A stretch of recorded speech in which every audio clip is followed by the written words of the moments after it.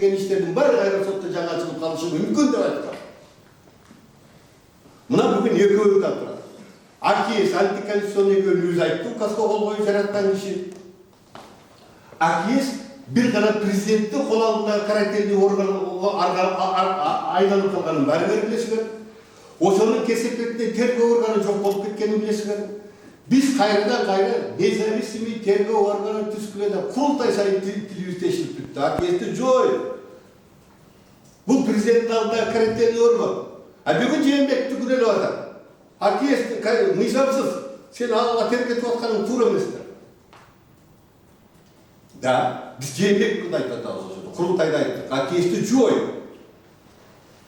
Мына ошол жерде силер аркылуу айтып коёюз. Соттолгон саясий кумундукталган АКС тергеген бардык соттолуусунан Атамбаевдин заявлениясин алгыла дагы сотко кайрылган. Мына силерге жаңы чыккан жагдай.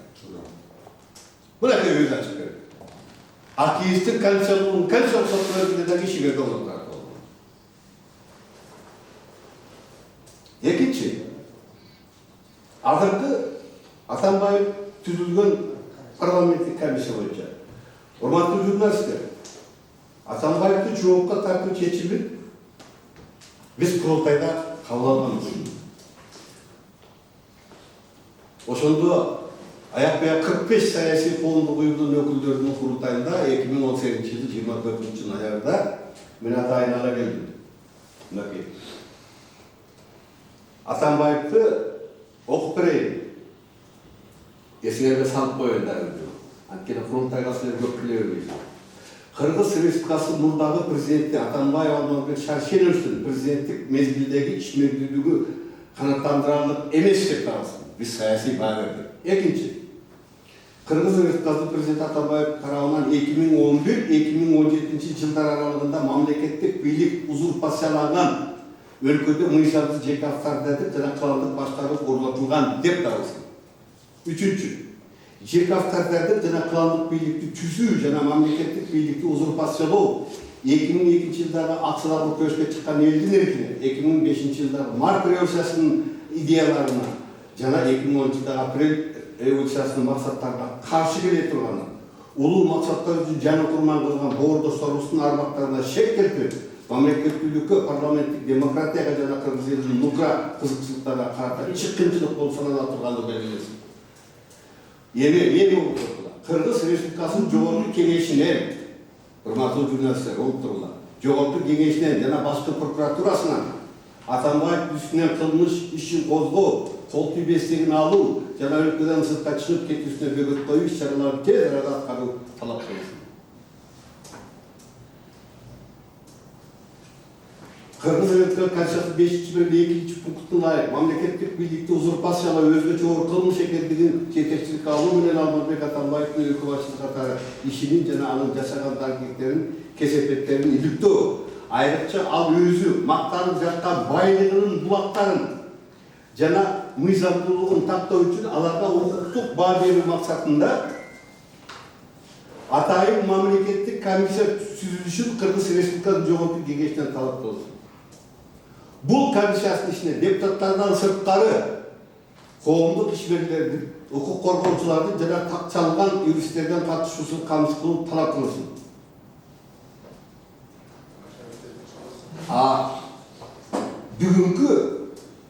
Бүгүнкү парламенттик комиссия ушул убакка чейин биз экинчи курултай өткөргөнгө чейин же болбосо 28 май күнү бир дагы иш кылган жок. Комиссия түзгөн жок. Кылмыш иште болгон жок. Эч нерсе болгон жок. Биз 28 апрелде экинчи курултай өткөрдүк дагы ушул кылбаган үчүн Жогорку Кеңешти башкы прокуратурадан дагы бир жолу суралса күзгө чейин, эгерде күзгө чейин болбосо буларды кетирүү маселеси менен жалпы курултай өткөрсүн деп чечим алган. Мына ошондон кийин араба жылды.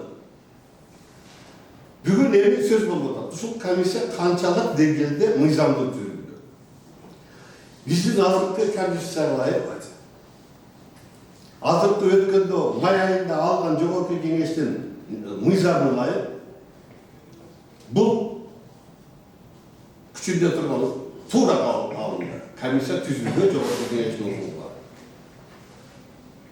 Комиссия түзүлдү. Бирок эми ошол комиссиянын жоозунду окуйм. Бирок бар.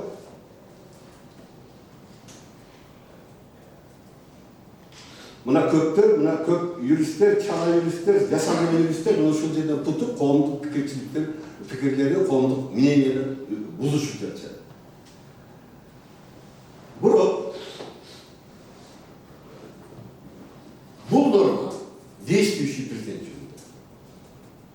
Экс-президентке тиешелүү.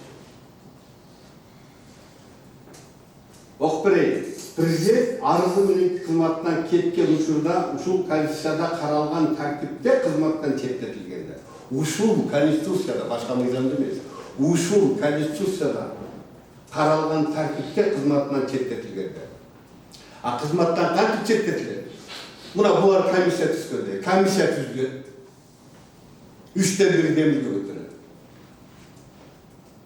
Я 40 депутаттан көбү демилге көтөрөт. Кызматынан четтетүү боюнча. Анан кийин атайын комиссия түздү, специальный комиссия түздү. Азыр мына комиссия түзүштү булар. Анан ошолор айып коёт, күнөөлөйт. Ага башкы прокуратура силер айыпты туура койдуңар же туура койбодуңар деп заключение берет башкы прокуратура. Анан ошол заключение бергенден кийин анан булар кызматтан четтетиш үчүн 3тен 2 доош берет. Бул четтетүү жөнүндө экс-президент жөнүндө айткан жок. Дагы кызматтан четтеп кеткен экс-президент жөнүндө айткан жок. Вот маселе. Бул биринчи спорный маселе. А экинчи анда депутаттар ушуга барды. Ага дагы бир Кыргызстандын чим кириги органы түзүлдү. Конституциялык палата. Мен силерге конституциялык палатанын чечимин окуп берейин. Муну ушул күнгө чейин эч ким көңүл бурбайт.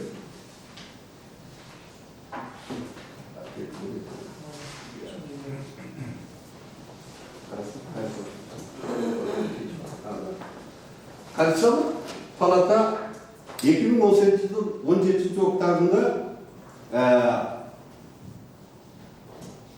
Нурбек Токтакановдун кайрылуусунун негизинде ушул экс-президенттин кол тийбестиги жөнүндө мыйзамдын канчалык деңгээлде конституцияга ылайыктуулугун караган.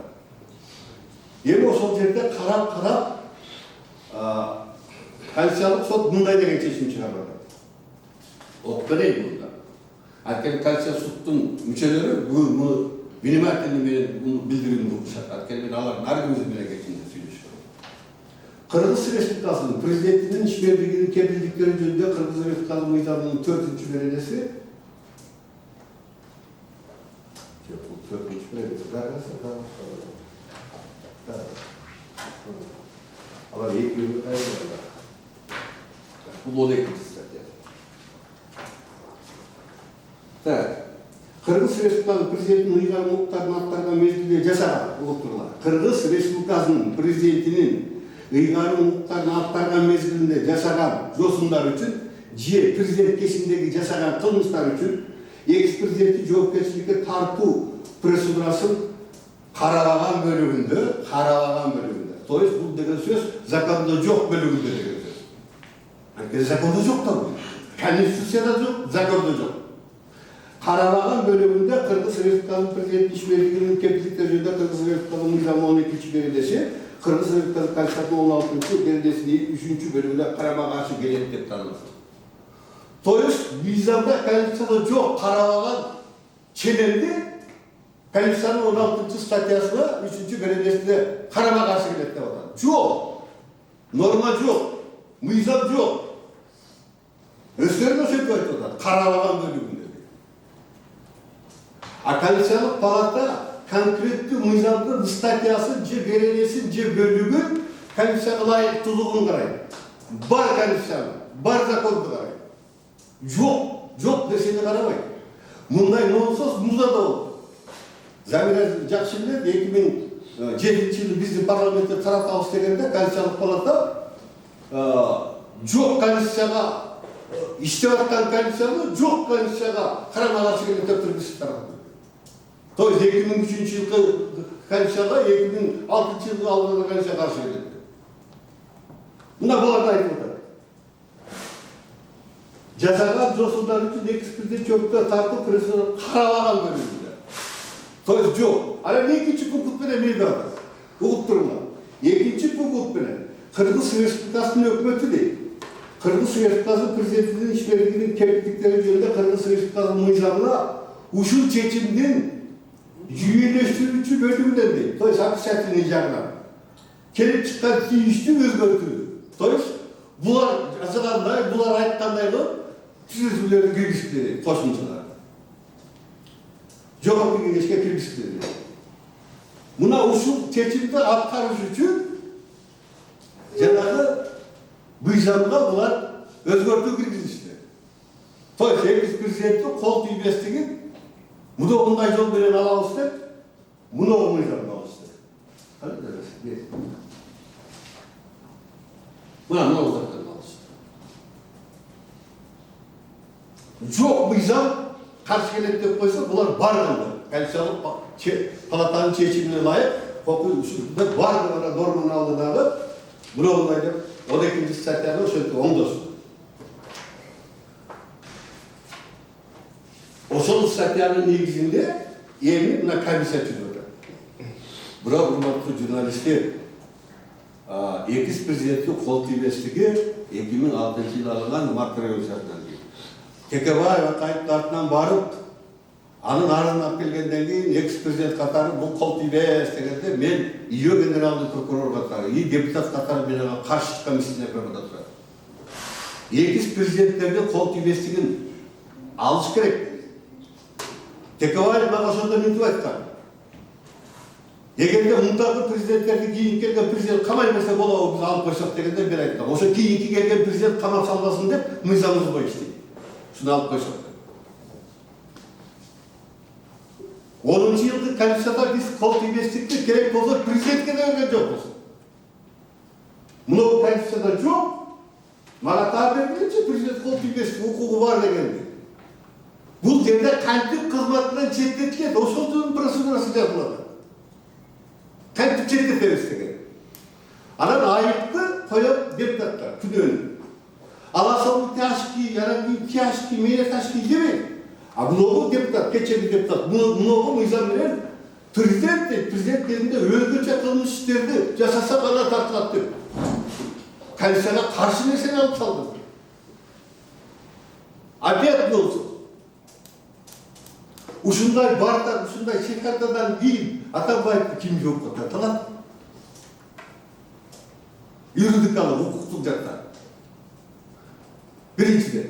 Экинчиден бүт депутаттар Атамбаевдин чимкириктери, эртең келет чимкириктерим, мага эмне бар десе, көздү көрсө, жүздү көрсө, көз таяк болуп, ишөөрүктү баштап башын жерге салып, добуш бере албай калышты. Тем более парламентте үчтөн бирден көбүрөөгү бардык кылмыш бар көтүндө. Ар кимдин Атамбаев айтат, сенин паланчы ишиң бар, сенин түкүнчү ишиң бар, сенин түкүнчү ишиң бар. Ана коомчулук айтпайбы? Действительно, канатсыз айттын, токтоп турган иш бар, бабалык менен.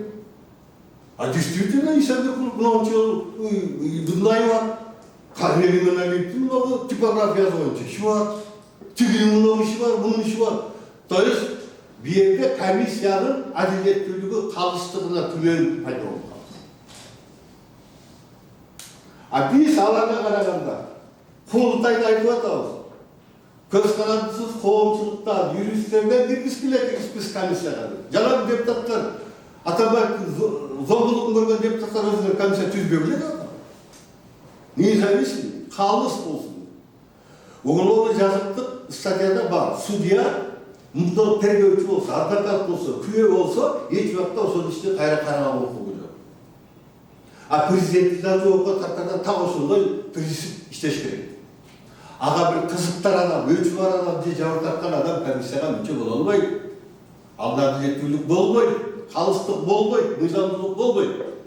Атамбаев узурпаторлугу бар.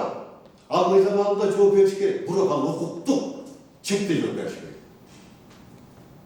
Өч алуу максатында эмес. Конституциянын укуктуу негизинде, мыйзам чегинде.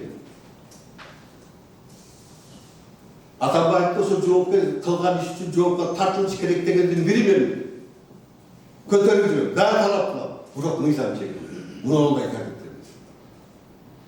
Атамбай, ошол комиссияга Атамбаевди колдоп аткан кара мушкилер кириш керек. Анылар артыгып кириш керек. Мына ошондой калыштык болот. Силер бере аласыңар да, құрылыстың атынан, Ген прокуратураға, Конституционный палатаға. Biz berdik. Biz berdik. Al bizim işemiz ders. Biz memlekette organ emesiz. Biz kovduk, institutuz. Biz berdik kurultayın çetini. Suluş katarı verdik.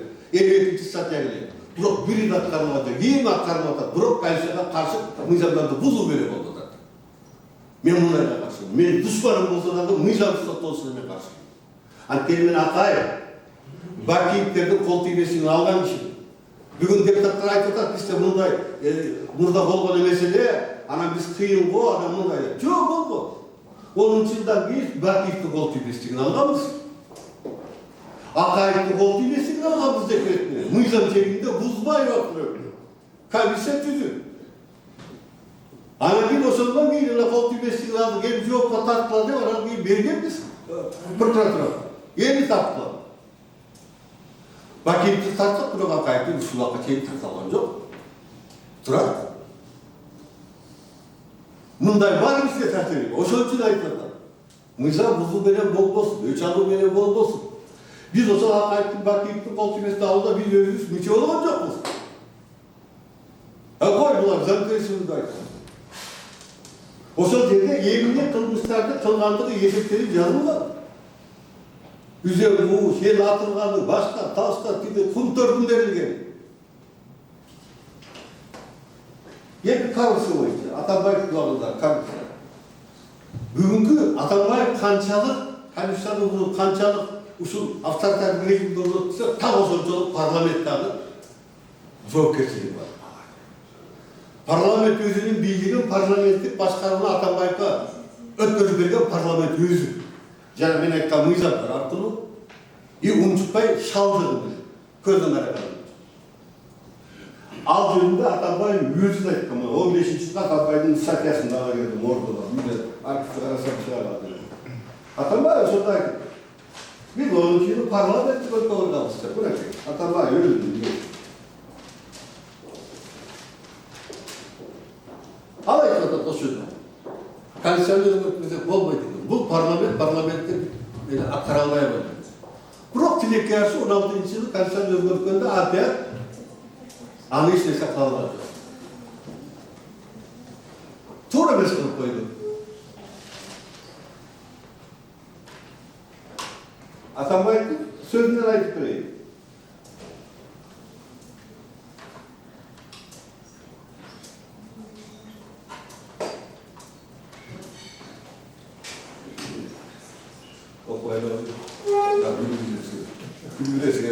Ошондуктан мен айтып коеюн, парламенттик комиссияны азыркы мыйзам, азыркы күчүндө турган мынау мыйзамдар боюнча туура түштү.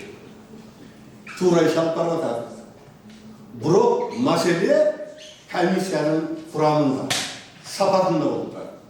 Мына ушул адилеттүүлүккө күбөл туудура турган сотто чоң нерсе болуп турат. Анткени айтат, сен заинтересован сага мындай кылмыш болду. Сен мынандайсың дейт, а сотто бул сөзүшүп кийин. Анткени угулуунун жазык процессинде беспристрастный адамдар комиссияга мүчө болуш керек. Судья болуш керек. Кызыктар адамдар буга кирбеш керек. Ошондуктан жогорку кеңешке кайрылат элем. Силер комиссиянын составын бул адилеттүү болду. Оңдоп. Заинтересованный жана кылмышчылар адамдар эки кирбешин. Коомдук уюмдар толуп турат. Халык адамдар толуп турат. Юристтер толуп турат. Мына ошолордон алып келсеңер, Атамбаевдин нар кылмышын бетине ачат. Анстатат. Бирок мыйзам бар. Эртең бул куугунтукка айланып кетпесин. Саясатташып кетпесин. Мына мыйзамдар дагы деле айтып койгон. Экс-президент өзгөчө кылмыш үчүн гана күнөөгө тартылат дейт. А мына күчүндө турган комиссияда андай жок да. Любой күнөө коюлат. Менеташки преступление боюнча да коюлат. Ошол комиссия кандай кылмыш? Gerek olsa lökü kılmış kılsa dağı koyuyor. Bu yerde çok özgürce kalıyor. Ama özgürce kılmış iş kılsa da çekiyor ayaklarında kaynak bu adam ayakta okumuştu da. Neyse özgürce kılmış diye 10 yıldan gelinmez mi bu? Tümünce 10 yıl olsun. Adana neyse konu bagajında bayıp getirdiği ıslatçılara girdi. Privişine girdi. Acaba deputatlarga же сапар исакка моундай келишим түздө берген указаниясы кирбей айтат да айтсам эле кыла бересиздер. Ошондуктан коомчулуктун элдин көксөсүн басуу үчүн биз ушул атайыктан бери жаралып кеткен авторитар режимден кутулуу үчүн биринчи маселе Атамбаевты каматуу эмесми? Ошол Атамбаевтер, Бакиевтер, Акаевтер жаралган системаны өзгөртүш керек. Эртең мына бүгүн Жээнбеков системаны өзгөртүп, жаңы система менен иштеп атабы? Жок. Так ошол Атамбаев системасы менен иштеп атат. Ошол команда менен иштеп атат. Эртең мына чиптиктер мында сатат ушинтип. Ошон үчүн конституциялык реформага бар деп биз 2 курултайдан бери ыйлап атабыз. Ушул системаны жок кылыш үчүн, президенттердин өзүнчөлүгүн жок кылыш үчүн, улуу батырлыгын жок кылыш үчүн системаны жок кылалы. Анткени биз тошо эткенбиз. Акаевди жок кылсак эле болду. Оболот деп 2005-жылы. Бермedi. Замина, Рамазанбек. Акаев кетти болду. Жок, Бакиев андан өтпөдү. Кокуйонун ичинде Бакиевди кетирсек эле болот дегенбиз. Жок. Соттодук Бакиевдин почесинде кана болгон. Атамбаев андан өткөн монстр болду. Бүгүн Атамбаевди камасаң өзгөртөт деп атасыңар. Жок. 3 жылдан кийин Жээнбеков ушул кол тийбестик маселеси көтөрүлүп калышы мүмкүн. Эгер системанын болсо. Ошон үчүн биз тынбай кайра курултайга айтып атабыз. Системаны өзгөртөлү, конституциялык реформаны системдүү жасайлы. Биринчи кезекте бийликтин президенттин жогорку кеңештин элдин алдында отчеттуулугун камсыз кылалы. Отчеттуулукту камсыз кылыш үчүн элди курултайды кылалы, независим. Ошо курултайга бир жолу отчет берип берсин. Экинчиси шайлоо системасын өзгөртөлү. Элдин өкүлүн эл шайласын. Партиянын лидери тандабасын, депутатты. Ушуларды өзгөртпөй туруп, кантип 20-жылы ушул шайлоо системасы менен барсак деп биз өзгөрөбүз. Ушул депутаттар 15-жылы, 10-жылы шайланган депутаттар 70-90% 15-жылы кайра 20-жылы ушул чиптиктер дагы келет. Гарантия эмесми? Анткени эмнеге өкүлдөр Атамбаевди жоопко тарта алды атат? 20-жылы шайлоодо Жээнбековдун командасы менен келет, ушул өкүлдөр болушуп атат. Ал Атамбаевден бир альтернативди калдырып аткан жок. 1 жыл калды шайлоодо Жээнбеков менен келе калалы. Кызмат кылалы. Толкудан эмне? Өзгөрбөйт. Ошондой системаны өзгөртүшүбүз керек. Урматтуу жаш журналисттер, жаштар, келечек силердики. Мына ошол юстициядан канчалык кыйынчылык менен элге чыгарып, силерге реформа керек, шайлоо системасын өзгөртүү керек, башкаруунун кайсы түрү керек деген маселени элге алып чыгалы десек, закондуу, мыйзамдын чегинде күбөлүк алып, мына буларды Ош базарда, Дордойдо көрүнгөн жерден кол топтоого жол таап атат. Азыркы бийлик эшенмесе чакырып, сурак кылып, кыйнап. Эмне бас бар кечээ? Атамбаев кечээ бизди тигип ташкара жолго десе бүгүн топтоого деп кууганда эмне бас бар бүгүнкү Жээнбеков ушуну. Кантип болобуз? Анткени алар системаны өзгөртүш келди. Мына отурат өзү айтып берет. Кантип жол таап атат? Элдин 99% шайлоо системасын өзгөртөлү. Депутаттарды биз шайлайлы деп атат. Партиянын лидери тандабасын, партиянын списокту жок кылалы деп атат. Консакосон же президент жоопкерчилиги менен башкарсын, же парламент башкарсын, башкара чыгаралы деп атат. Ушул реформаны кыл деп биз жогорку кеңешке кайрылдык. Вот главный маселе. Ал боюнча нөл. Конституциялык кеңешмен түзүп кой деп президенттен жогорку кеңештен жалдырак алышка берип 1 жыл болду. Бир гана президент биз менен кызматташып атат, ачык айтып коёю. Да түзүш керек, да оңдош керек. Бирок андан башка дайча аракети жок. Мен оюмча анын да күчү жетпей атат парламент, өзүнүн аппаратына. Анын ордуна биздин курултай ушул Атқару комитетин бөлүүгө аракет кылып атат бүгүн. Ачыктан ачык. Бекте да артты чыгарып салбайсыңарбы? Тигини мынтип салбайсыңарбы? Ана кантип өзгөрөбүз? Бул мен ачык айтып коеюн. Бул бизге күзүндө экинчи, үчүнчү чоң силкинүүгө алып кетип атат. Ачык даңыз жол алып кетип атат. Эгер ушундай жол менен ушинтип кете берсе, реформа кылбаса, конституциялык кеңештер түзүлбөсө, бул системаны сындырабыз керек. Президентти кетирип жеңил. Көргөнбүз аны, жоопко тартуу да жеңил. Биз Бакиевди кайтып тарттык. Бирок эмне өзгөрүлдү? Ошон үчүн биз биринчи системаны өзгөртөлү. Анан кийин Атамбаевдин башканы жоопко тарта беребиз. Жетет, мыйзам калыс болсо. Ал жакта нөлдө парламент өзүнүн иши ошол. Комиссияны түзүш парламенттин иши, комиссияны реформа жүргүз парламенттин иши. Коррупция пункттер до сих пор продолжает. Өздөрү айткан 13-жылы. Бул коррупциялык келишим экен. Ошол коррупциялык келишим бүгүнкө чейин иштеп атат. 16-жылдык комиссияда, 16-жылдык комиссияда пункттердин коррупциясына аралашкандарга срок давност жок деп комиссияга киргизип алат. То есть бүгүнкү депутаттарга да, Атамбаевга да, Жээнбековго дагы срок давност жок. Пункттер боюнча өздөрү жооп берет. Коррупциялык ишкемелер өздөрү парламенттик, мамлекеттик деңгээлде признавать этишкен. Бирок иштеп атат. Алтыныбыз ташылып атат. Эч ким билбейт. Ким байлыктарды кытайлар казып атат, чапкалынан бери бүткөн жерден. Парламентарный реформа жүргүзүлгөн жок. Ел түшүнбейт, ел прекрасно түшүнөт. Мен ел арасында жүрүп атам. Ал эртең дагы кетем аксыга. 40 күн аксыга жүрүм.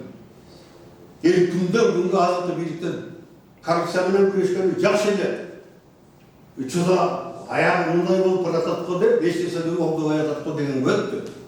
Сөзүмдүн акырында мен дагы нерсе айтып коеюн. Өткөндө азыркы парламенттин спикери мактанды. Биз коррупция менен күрөшүп атабыз. 2 төраганы камадык. Сыймыктар менен айтты. Это трагедия. Эмнеге мактанасың? Өкмөт башы 2 камалган, это трагедия. Бул өлкө коррупциялык экенин далилдеп атат. Сен ыйлашың керек болчу. Анткени аны сен шайлаган, сен тандаган премьер-министр камалды. Эмнеге мактанасың аны камалды?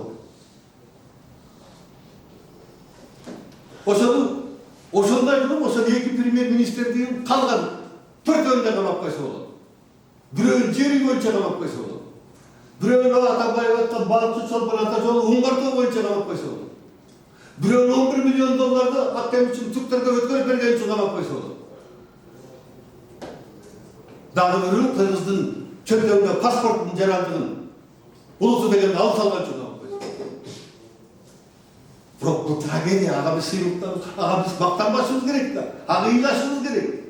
Биздин өкмөт башчылар ушуну кылып атат, биздин парламент ушуну кылып атат. Анын ордуна биз ушундай карадык, 2 премьер-министрди камалып атат. А премьер-министрди сен шайлабадың беле?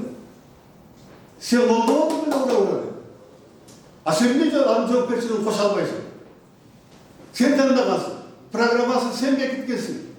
Керек болсо Бишкек тести боюнча келишимди сен ратификациялап бергенсиң. Владимир Анатольевич, у нас очень уже мало осталось времени. У меня один короткий к вам вопрос, потом передам слово Айбеку, а потом журналисты спросят.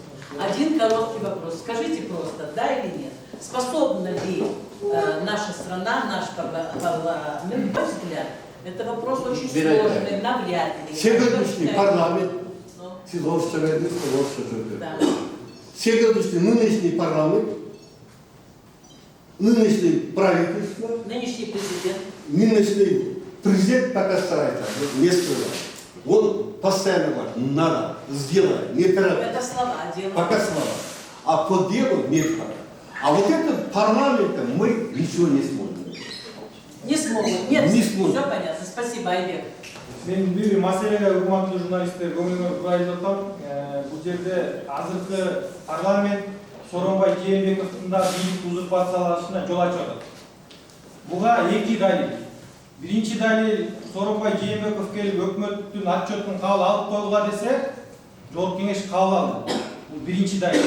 Экинчи далил, жакында Дастан Жумабеков өз сөзүндө сүйлөп жатып айтып атат. Эгерде Сооронбай Жээнбеков мени чакырып, калган ушул жерде отурган каалаган депутатты чакырып туруп, экс-президент жөнүндө мыйзамды кабыл албагыла десе, биз кабыл албайбыз болчук деп, өзү жогорку кеңеш кул мүнөз жогорку кеңештин кожоюну президент экен өз сөзү менен дайындап атат.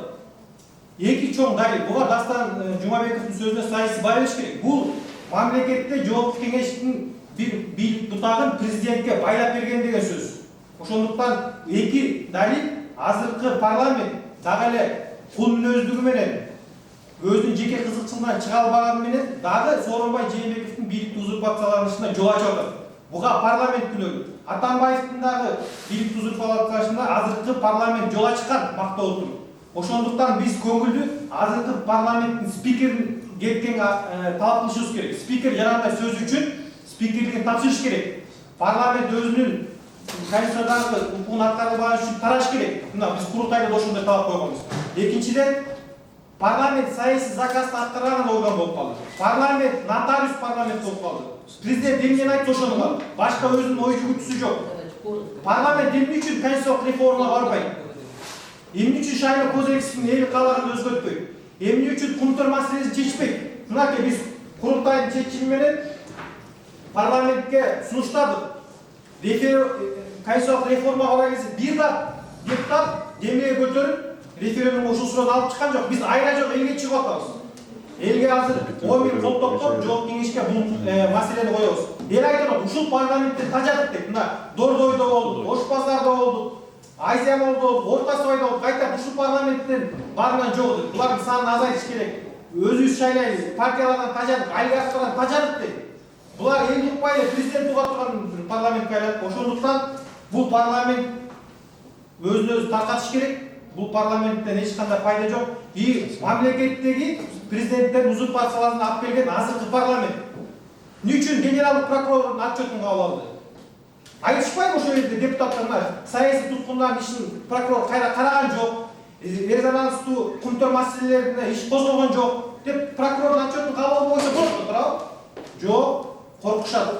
Сүйлөйт, иш жүзүнө келгенде генерал прокурордун чечим кабыл алды, отчеттун, өкмөттүн отчетун кабыл алды. Мынакей, жанагы Мобайл деген фирма менен резонанс иш болду, ага болбой кабыл алды. Ошондуктан бул парламент көз каранды, кул мүнөз, только президентти өзүнүн кожоюндуктан парламентке айланды. Ошондуктан биз мына жакында кол топтоо боюнча да региондорго чыгып атабыз.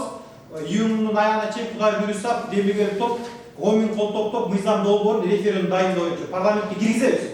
Эгерде парламент биздин кол топтоолор жаратпай, ошол мыйзамды кабыл албаса, күзүндө парламент тарасын деген чоң элди көчөгө алып чыкканга өз парламент мажбур болуп атат.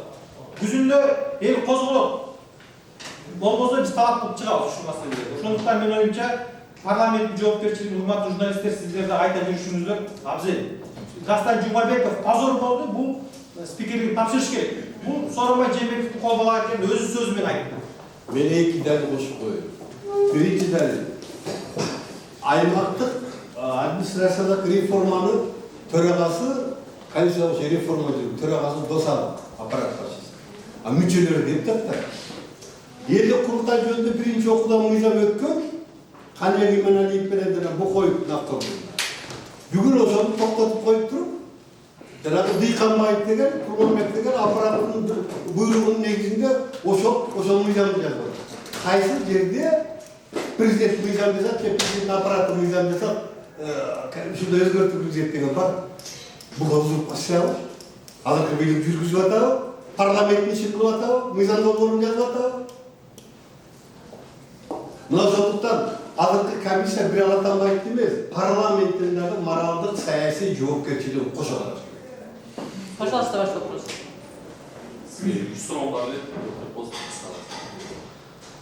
Негизи сиздер курултай аябай мультимедиалык жүйөсү ушул боюнча курултайчылардын арасында да бийликчи жана бейишчилик бөлүм учурлар барбы?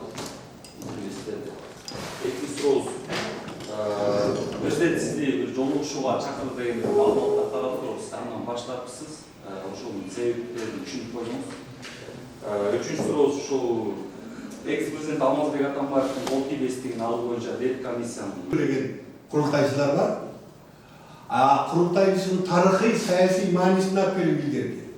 Бийликтин отчетун ала турган институтка, конституциялык институтка айланталы деген, саясий институтка айланталы деген текшерүү бар. Мына биз ошол.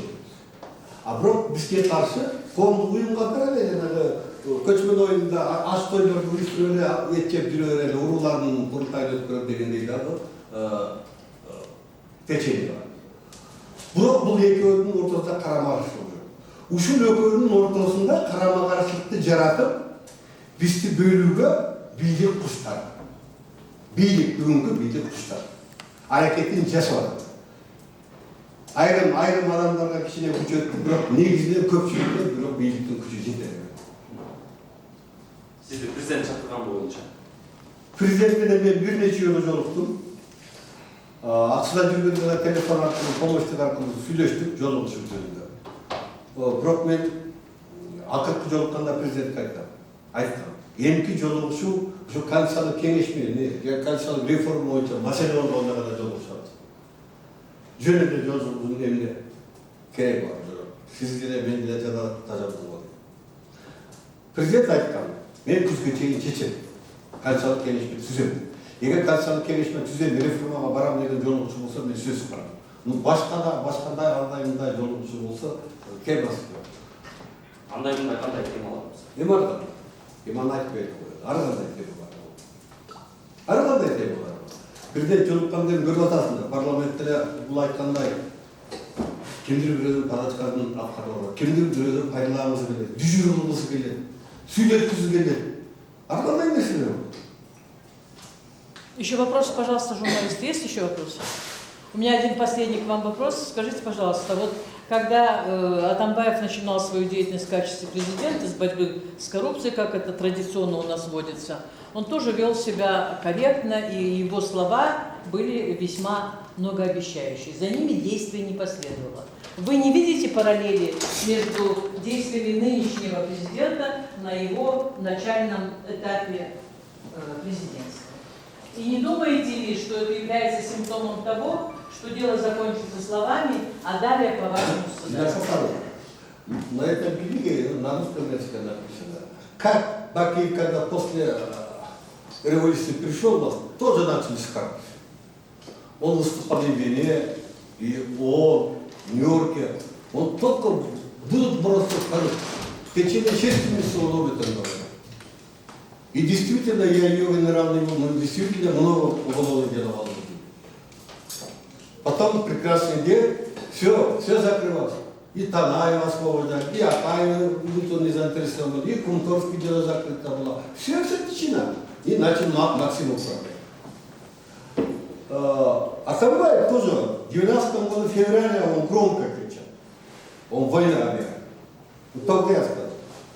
И как объявил войну против коррупции Акаев, я прекрасно знаю. Тогда Рустембек и Керексисов сидели с ним рядом, они смеялись. Вот мы сидим, с нас, значит, наш Аскаракаевич вот так говорил. Тогда Акаев кричал, коррупция уже дошел до 7-го этажа, вот так кричал. А тогда Рустембек пошутил. Вот мы 7-го этаже сидим, и с нас, значит, наш Аскаракаевич вот так. До сих пор коррупция сидит в 7-м этаже.